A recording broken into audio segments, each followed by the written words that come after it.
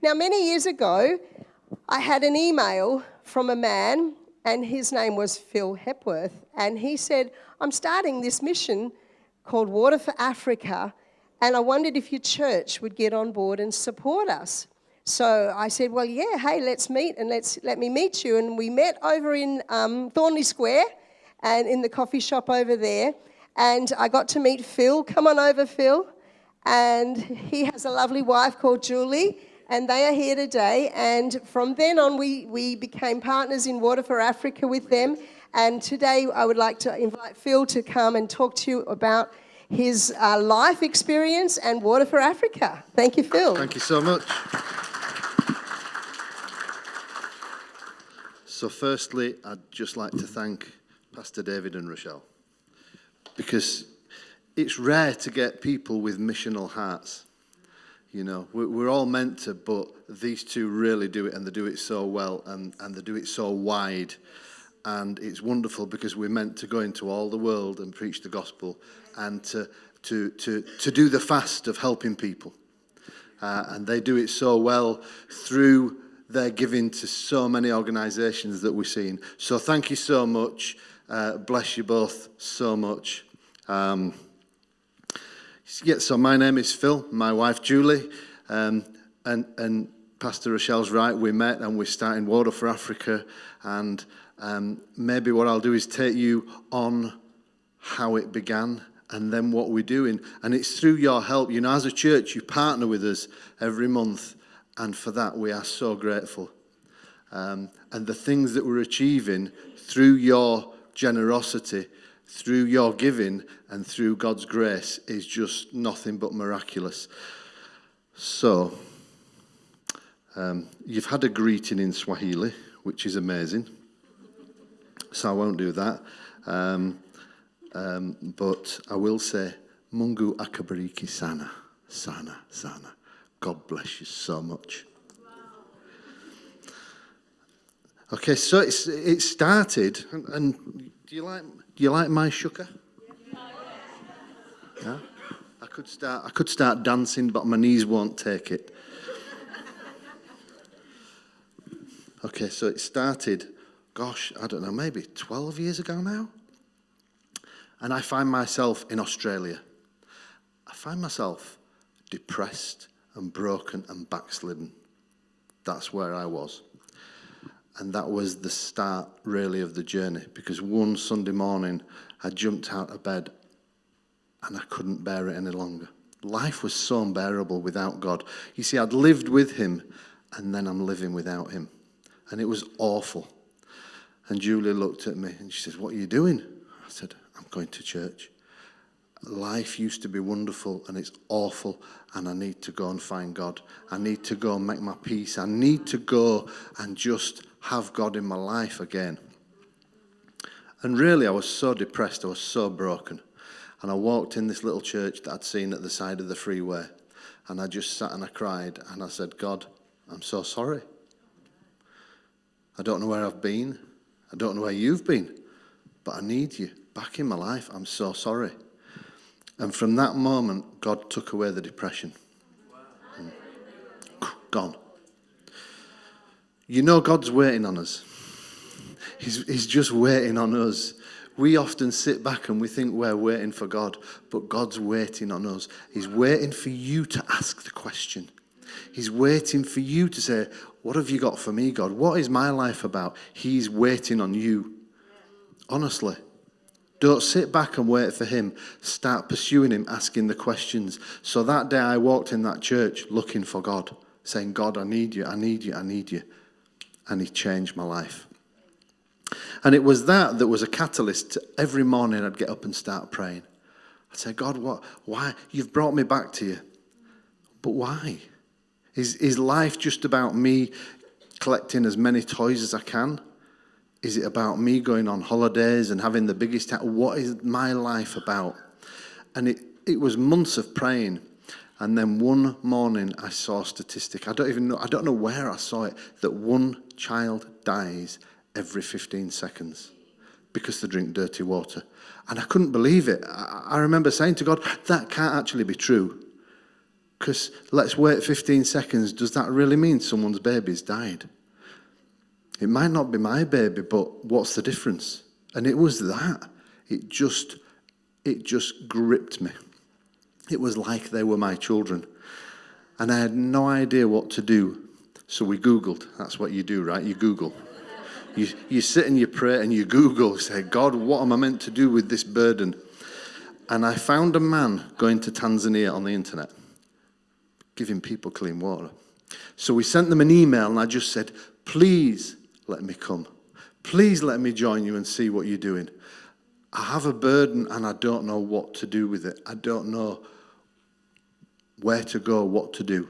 And he sent me one line. He said, meet me in Kilimanjaro Airport on this day and this time. That was it. That was the invitation. You know, faith jumps. By this time, God is leading me. He's leading me in so many miraculous ways. He's actually asking me to start giving things up. My beautiful sports car had gone by this time. And my lovely Ducati motorcycle had gone by this time. Yeah, you're getting the picture. Even to the point where one morning, God had said something to me, and Julie said, I've been praying, and I think God's told us to sell the house. But God will never, ever, ever let you down. You'll never be made to look a fool when you're following him. And I want to encourage you to start listening to his voice for your life, because it's on the other side of that there's every miracle that you've ever desired. Really, we've seen deaf ears open. We've seen the demons cast out. We've seen amazing miracles. But I know it's on the other end of obeying him, of saying, what is your will, Lord? What is your will, Lord? And I think we all desire to see it. It's not just in Africa. It's for us in this life when we will put his will first. So, Water for Africa. We basically go and we give people clean water. I got off that plane with that American. I met him I remember getting Julie dropping me off and she's crying and I'm crying. I'm saying, what if this man doesn't exist? And she said, well, you'll have a holiday. I don't think she could quite bear the fact that we might be doing the most foolish thing we've ever done in our lives. And I just said, okay. And I remember meeting this guy and we drove to this little guest house, $6 a night or something ridiculous, and it was sparse.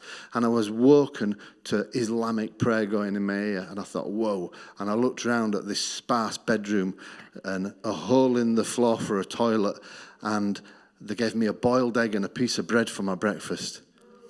Chai maziwe. Chai urange, no milk. No milk, just tea and water. And I remember thinking, wow, I'm not in Perth anymore. Where's the flat white? And you know, we drove and I saw people. I saw a man and it was a dry riverbed and they dug a hole like the size of a 2 cars deep, and he's got a saucer and he's ladling dirty water into a bucket.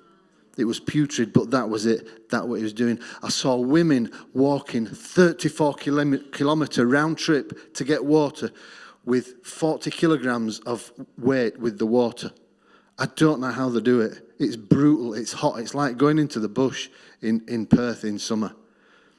And these women were walking a 34k round trip. We went to one village and there was a lady walking down a steep hill. It was about 3k's to this putrid water source. And the little kids were going. They have to do it from an early age. And I remember seeing this little child and she couldn't pick it up and she's crying because she knew she had to take this water for mama. And she couldn't pick it up and one of the other big ones put it on her head. And then we all walked up. It was exhausting. I wasn't carrying anything. I was exhausted by the time I got to the top. And we worked out this poor lady had walked 250,000 kilometres in her life fetching water. 250,000. Just ridiculous. But she has a well today, thanks to you. Thanks to you and your support, they have a well in their village. She no longer has to walk those kilometres. So what we did was we set up teams. We've got teams that go repairing wells. There's 50% of these hand pump wells broken at any time. And we've got teams that go out every week in, week out, repairing wells and sharing God's love. Saying God has not forgotten you. God loves you. And then we drill wells. So this year we are on track to drill 40 wells, which is nearly one a week, which is huge really for us. Water for Africa, since we started, has given clean water. And this is only what we've recorded. There are wells we've not recorded. To 3,044,000 people. Last year alone, we gave 787,883 people clean water. That's where your money's going. When you sow into a church like this, that's where your money's going. It's going and it's changing lives. Thank you, Lord. Really? But how many of you know when you start a journey with God, it's never just a single journey? So my wife comes along. After a couple of times, she comes along and she sees people sick. So she says, let's get some doctors and nurses from Perth and let's take them. And that was start of Mercy Hands. So now, apart from COVID year, but we're going to get straight back into it as soon as we can, we take doctors and nurses from Perth. And we've seen thousands of lives transformed. We've seen hope restored to people who've had to have legs amputated. But they're so grateful because now the mangled mass of a leg's not infected anymore. And although they've got a false leg, they can go back into society. I think this woman had been in a hut for 20 years in shame. And she met me in a foyer of a hotel, this little hotel, guest house, little place. And it was dark and she's hiding and she wouldn't look at me in the eyes. I kept saying, tell her to look at me in the eyes, and she wouldn't. She had such shame. And this leg was just this mangled, massive, it was awful. And they took her and they said, we've got to amputate. And she just said, yes, please. But today she's back, she's working, she's growing food, she's back in society.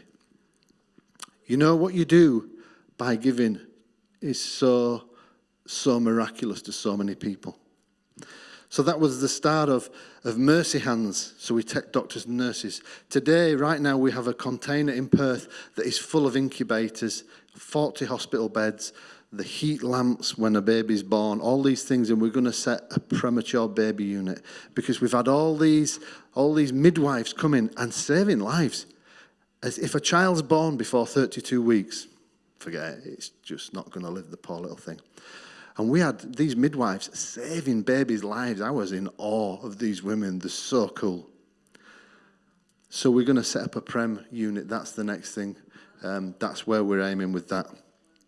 And then from that, you see, you've got to have women involved, right? Girl power. You've just got to have women involved. The mama's heart goes far beyond any man. So then, my wife, she sees widows. There's all these, I would call them grandmas, little old ladies, and they look about 150. They're all just so shriveled and worn, and their hands are thick and calloused from hard work, and they struggle to make a living. And my wife saw this. She said, let's help them. What can we do? We discovered that a cash crop where we work in Tanzania is potato. So we gave them potato seed. And we said, what we're asking you to do, because you know, often when people are in poverty, they grab and run. That's what they do. Okay. And it's just because of poverty. It's not that they're not good people. It's just they have nothing. So when there's something, they'll grab and they will run. And we said, we're just going to ask you one thing, that we're going to come once a month. We're going to pray with you. We're going to believe God for a harvest. And we did this every month. But we're going to believe that you will give us back the seed potato that we gave you in the first place. Okay, because then we can pay it forward. Because how do we make this thing grow? And we started with 20 women 2 years ago, and we're now on 92 women. And the reason for that is that these ladies came and they gave their seed back. Okay, finished. They don't have to do anything else. They're in the program. We want to walk a journey with them. But year after year after year, they come and give the seed back. They give the seed back. And we've got to 92 women, and they pray with each other, and they harvest with each other. And we get stories like all my grandkids now, because they've lost the children to HIV and they're left with these little grandchildren. Their lives are so incredibly tough. And they are saying, all my kids are in school, all the bellies are full. I've put a new roof on my house. The things that you hear, and I'll say to them, be prudent. God's giving you a leg up. God's giving you something. So you've got a quarter of an acre of potato. Save yourself half an acre. And then after that, save yourself an acre. They're becoming prosperous. It's incredible what's going on. Okay, and then once a year, we actually had a pastor come out, and he said, could I get the pastors together to pray with them? I went, yeah, absolutely, that'd be great. And we started a pastors' conference. Oh my gosh, we get these pastors come. We ship them in. We pay for them to get in. We put them in a little guesty house. We feed them, and they come and they just soak up.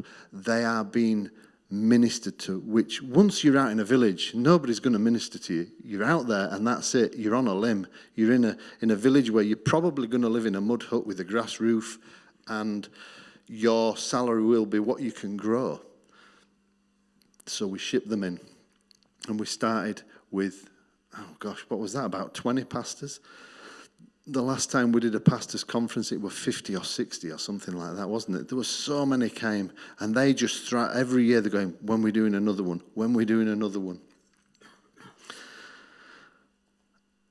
And then one day we were looking at what we do, and we're saying, how do we become more self-sustaining? Tanzania should be able to help itself in so many ways. And we had a vision to start a farm. And that's what we did. Within a couple of weeks, we had the money. And over there, we bought a 50-acre farm for $30,000. It's got buildings, it's got everything you can imagine on it. And we've put solar in there. And we've planted 40 acres of avocado and macadamia nuts, which is going to be a cash crop, which will, in probably another 3 years, should start bringing in an income. And it's irrigated. All the governments come and stand in awe at this farm. They're going, how is this possible? How do you get your electricity? How are you getting the water to the plants? And it's pretty incredible. God's plans go far beyond our plans. When we will say, what is your will, Lord? What do you want, Lord? He knows exactly what he wants. Which leads me to what we're doing now. This is the last part. I was out there about this time last year and trying to get home, and my flight just kept getting cancelled because of COVID. And I remember the first time it was cancelled, and I said, okay, Lord, well, all the workers have gone home. I'm here for a reason. What do you want? What do you want me to do? And I felt him just impress on my heart. Nestori, my manager, his church is having an outreach into another village. Why don't you go and watch? I went, okay. So I thought, I'll sneak in the back door, because if they see me, they'll want me to go on the stage, because Nestori will insist. And, it's just that whole honour thing. And I'm going, I'd just rather sneak in and be at the back and observe. So I get there and I'm watching what's going on. And these people, a week before they evangelised this next village, they prayed 24/7. They had teams. Nestori's wife was one of them. She's got 3 little kids now. She's praying 24 hours a day. They're all doing it. They're all taking it in shifts. And then they get there, and they'd made this wooden stage thing. It was really, really rough and bad. But they are throwing their heart and their soul into outreaching. And then at the end, they saw people getting healed, and the harvest came flooding. And I stood watching this at the back, and God said, the harvest is plenty, but the labourers are few. And I'm like, oh gosh, yeah. You can see people are they are waiting to be asked. They are waiting for you to tell them about Jesus. They want to know about a God that loves them. They are just waiting. And I'm just listening to God's voice. And then in the next breath he said, why don't you help them? And I'm thinking, what do you want me to do, Lord? I don't know. And I'm pondering and driving. And as I'm driving back, I just have a vision in my heart of a truck. If we could get a truck and we could drive it into the village, and it's got a generator, so we've got electricity. The whole side of the truck could come up, and we could have speakers and a keyboard and microphones and lights. I'm thinking, wow, that's going to draw a crowd, right? You go in a village where people live in mud huts, that's going to draw a crowd. And now, how professional would they be able to? I'm not talking about me, I'm talking about the local church would be able to go into their communities and evangelize. So we put it out there, and within a week we had the money, and we've just bought the truck. They're just building it, I know. They are just building it, and the side of the truck comes up on a automatic, and we're going to kit that out with everything we can think of and send it out. And the idea is that the church in Gosnells could say, we're doing an outreach, can we have your truck? Yep, we'll send it. That's the plan. We'll send it. This is for you. It's not for us. This is for you. And I think that'll be a massive game changer. You know, this in COVID year, 2020, we saw over 4,000 people say yes to Jesus, just sharing at the well. But what is this going to do? This is going to change the game. But this is because you give. This is because you have a heart and you care. And, you know, some of you just carry on giving. Some of you need to say, God, what's my life about? Okay. Thank you so much. Thank you, David.